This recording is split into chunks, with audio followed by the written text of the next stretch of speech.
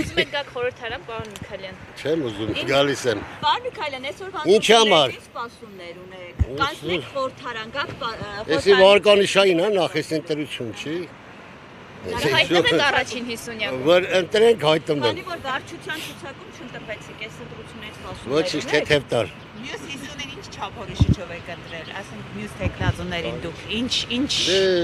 արժանիքի համար եք ընտրել։ Որոշ մարդկանց նորևէ կարժանիք ունեն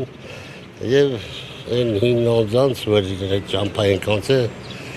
տարբեր մարդկանց եմ ընտրել։ Կարծում եք ձեր պակասը կա ազգային ժողովում, պարոն։ Էդի ժողովուրդը կորոշի,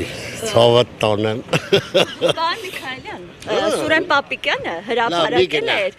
բնագծերը։ Մի գնա։ Ինչու չգնամ, սա նորմալ է վերաբերում, քանի որ փորձագետները քննադատեցին, օրինակ ասում են ինչու է պաշտպանական բնագծերը Չեմ ուզում ասեմ, բայց այդ բնագծերը սարքում է թշնամու աչքարած։ Մի հետլի բերեք ամեն ինչ տակ բան դերեք։ Թշնամին չտենում էր դա բնագիծ չէ դա բաները զենց պաշտպանական շրջաները։ Ասում եք ժողովուրդը կորոշի, պարոն Միքայելյան, ժողովուրդը արդյոք մեծամասնությունը ժողովրդի կտա ձայն քաղաքական պայմանագրին։ Ես չեմ կարծում որ չտա, չեմ կասկածում տույս։ Օրինակ ինչու պետք է ժողովուրդը քաղաքական Նրա համար որ դունձի հիմա հարց ես տալիս, ասի մի քաղաքական։ Եկեք ընտրությանը մեկ է, դա շրջանակն են ասի։ Դե կամաց սկսենք հարցազրույցներ տալ։ Համ քաղաքական գործունեություն եք ուզում, համ մասնակցում եք ընտրություններին, համ ասում եք քաղաքական Սիրտը չլացվի թեթև տակ։